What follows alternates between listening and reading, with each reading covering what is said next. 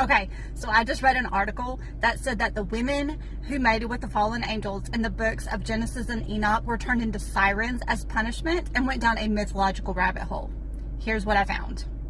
First Enoch 19:2 does say, and this is a direct quote of the verse, "And the women of the angels who went astray will become sirens."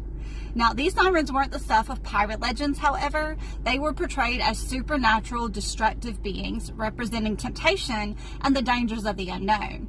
The meaning of the name in this context is a reference to mourning and screeching creatures associated with Benot Yayana, meaning daughters of owls, that wail in pain rather than just mythological singers.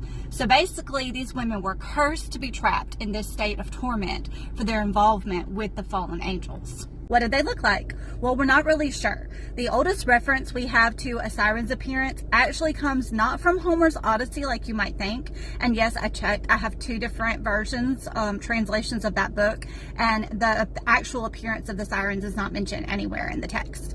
But it comes from artwork in the 7th century BC that depicted them as human-headed birds. The first written text is actually by Apollonius of Rhodes in his 3rd century Argonautica.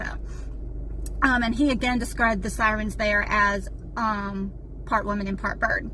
It's not until about medieval times that we really start to see sirens transition from clawed winged women to the half woman, half fish version that we know today. I will link to the article here in case you want to go and read it for yourself. Now, I found this purely by accident because I was researching Lilith and Samael and that whole story in Jewish mythology for a book I'm working on, which I won't go into here since that's a whole other video. But I will say that the parallels between certain stone reliefs of Lilith and statues of sirens are eerily similar, to the point where I can't believe I didn't notice it before. One translation of the mention of Lilith, or Lilitu, in the book of Isaiah from the Latin actually reads as sirens instead of jackals, which most modern versions do use. And one of the most common terms for Lilith is screech owl. And linguist Jane Ellen Harrison notes the care as siren in many of her works. And now these were female death spirits who were drawn to bloody deaths on battlefields. They didn't kill you, but they would instead wait around and then feast on the dead. And this in turn draws parallels between pretty much every other mythology, from the Irish Banshee and the Scottish Beanyai to La Llorona in Hispanic folklore and the nightmarish Southern Boo Hag.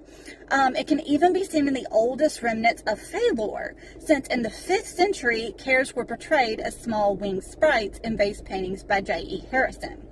Also, if you'd like to watch another video about why fairies hate to be depicted as cute little winged beings, you should check out this one by Kenny Boyle.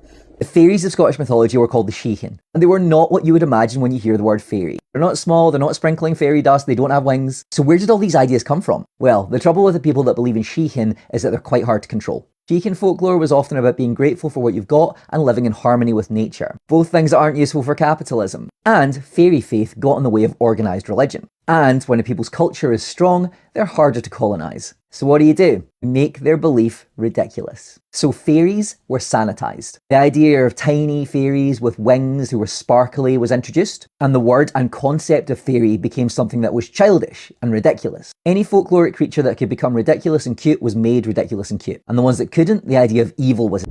And as if that's not enough already, we have actual historical archaeological evidence that sirens existed. Not just in the biblical text, but in the rock art drawings located in the aptly named Cave of Swimmers in Africa's Gilf Kabir Desert, which clearly depicts what can only be described as humanoid fish-tailed beings swimming in the water and engaging in a war with two-legged humans on land. So what the heck does this mean? Is it all real? Does every story, every myth, every piece of folklore have some common historical denominator that's just been retold and rewritten so many times that the truth of it has been lost? Or is this just a really crazy case of coincidence? I know which one I believe. Tell me what you think.